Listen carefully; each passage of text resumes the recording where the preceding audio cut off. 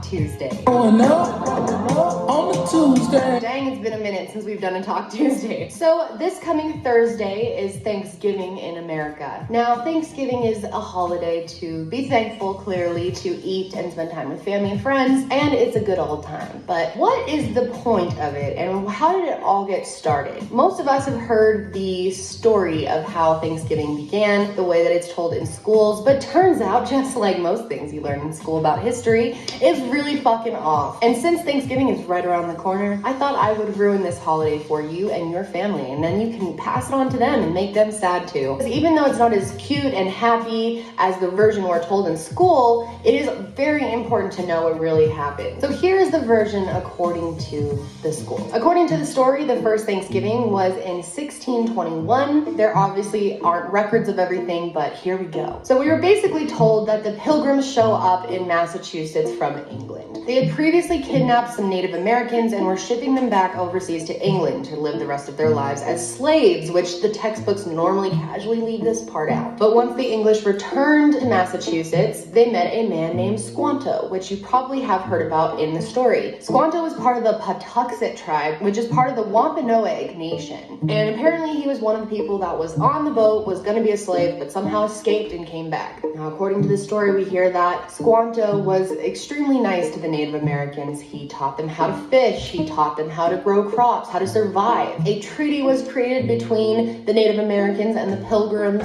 and this treaty made sure they were all mutually protected and sharing the land. So apparently one night, the Pilgrims finished dinner early, and they went to go shoot off some guns. And when they were out shooting their guns, Massasoit, who was the leader of the Wampanoag tribe, heard the sound of the gunshots and came to them. So once him and his homies got there, the Pilgrims basically invited them to join in and have a big old feast. The feast lasted a few days, and they spent their time eating and playing and sharing and just being so thankful for one another. And they decided to make this a yearly holiday called Thanksgiving to celebrate the loving relationship between the Pilgrims and the Native Americans. Sounds like bullshit, huh? Because it is. So here is the truth about what happened. All right, so back in 1608, there was a group of people that were called religious separatists. And these were basically people in England who wanted to break free from the Church of England and be able to practice whatever religion they wanted to. And these people would eventually become what we call pilgrims.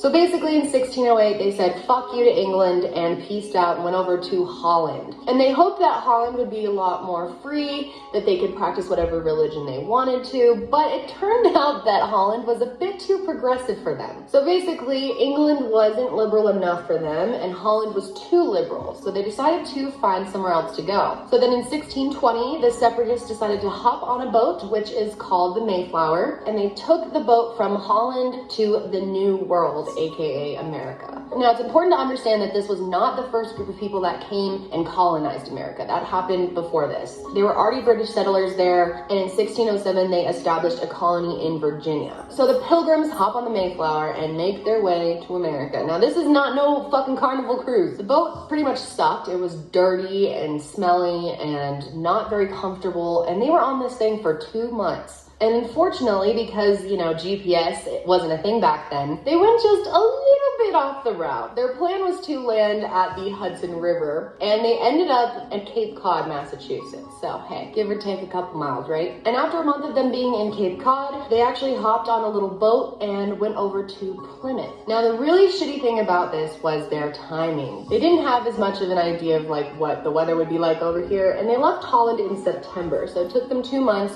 September, October, November. Not a great time to be in New England. You know, it's pretty fucking cold in November. And, you know, now they're into December and they're just now showing up at Plymouth. So it's snowy, it's freezing cold. They're not very well prepared. So they're kind of fucked. Many of the Pilgrims ended up getting sick and dying before spring even came, to where they could actually plant food and try to establish themselves. And in addition, they brought disease over, and it spread throughout the tribe and killed many of the Native Americans. They were reduced from 8,000 to 1,500 because of the diseases. Now, this is just a tiny amount of people that suffered at the hands of the settlers over hundreds of years that were, you know, the original owners of this land. Like in insane numbers. Thousands and thousands and thousands of people were straight up murdered. Like, it's insane. Or they were forced to be slaves, some of them sex slaves, probably started the whole sex trafficking we still deal with today, and they were put back on boats to England. So we screwed them so bad. But in March of 1621, it was finally beginning to become spring. Sorry for the shadow, you guys. I didn't realize that it was gonna get dark so fast. Jeez, it's that time of year, I guess. And in the spring, an Abenaki native introduced the pilgrims to Massasoit, and then Massasoit introduced the pilgrims to Squanto. Now, just like in the first story, Squanto did come and ask them if they needed help. He basically said, you know, you guys look like you're really fucking struggling here. You have no idea what you're doing. You just showed up here in winter and you're dying at crazy amounts. Let me help you. Let me teach you how to, you know, plant things. Let me teach you how to fish. Like, the Native Americans were such good people that even though their people were dying from disease and stuff because of the pilgrims, they were still kind enough to them to want to help them and share the land that they had originally owned. Now, he also established a treaty between the Wampanoag and the Pilgrims, similar to the first story. And after the Pilgrims acquired some skills and figured out how to grow their own food, they decided to throw a big party to celebrate the fact that they made it through the awful winter and have started to be able to provide for themselves. Now, we aren't sure of the exact date of their celebration, but we know it was kind of around fall this time of year. The Pilgrims were like ready to turn down, ready to have this big feast. They invited Squanto, they invited Massasoit, and he shows up with like 90 of his homies, and they're all about to feast. It's about to go down. Their feast was lit, honestly, and this wasn't just, you know, sit down for dinner for a little while. This was like 3 fucking days of celebration. Like, they went hard. They were celebrating basically being alive, like the fact that they actually had kind of settled down and the friendship that they had made with the Native Americans. So when the schools say that the Pilgrims and the Native Americans feasted together and celebrated after they taught them how to survive on the land, that part isn't false. That's actually true. But they always cut the story off there, and there's a lot more to this story. As time went on and more people came from England to America, the area started becoming more populated with pilgrims. Eventually, there were so many pilgrims coming over that they started to harm the Native Americans and demanding what was theirs on the land. So basically, the more and more people heard what was going on at the new land, how cool it was over here, and that they had it all set up, they started coming over. And they didn't understand what the original pilgrims knew about the Native Americans, and like, you know, they weren't peaceful with them. They came in guns blazing, wanted to separate everyone, wanted to divide up things. Angry people were coming in fighting, and as the Native Americans were kind of becoming outnumbered by so many pilgrims, they started to slowly take them out. Now, one of the biggest attacks that is known to have happened was the green corn ceremony attack. Basically, what happened is one of the native tribes named the Pocots were celebrating their annual green corn ceremony. And a green corn ceremony is an annual celebration that usually lasts for about 4 days and is practiced by various Native American tribes. And they did not agree to the original treaty that Squanto negotiated between them. And because of this and the fact they believed they had right to their land, the pilgrims decided to murder as many of them as possible. In the early hours of the morning after the natives had their green corn celebration, English soldiers just showed up and surrounded all of the village while they were sleeping. They then ordered them to come outside, and if they refused to come outside, they would just set their shelter on fire and they were burned alive inside of them. The ones that did come outside were either shot or beaten to death with a club. William Bradford, who was the former governor of Plymouth, described the massacre as, "Those that escaped the fire were slain with the sword, some hewed to pieces. It was a fearful sight to see them thus frying in the fire. Horrible was the stink and scent thereof, but the victory seemed like a sweet sacrifice."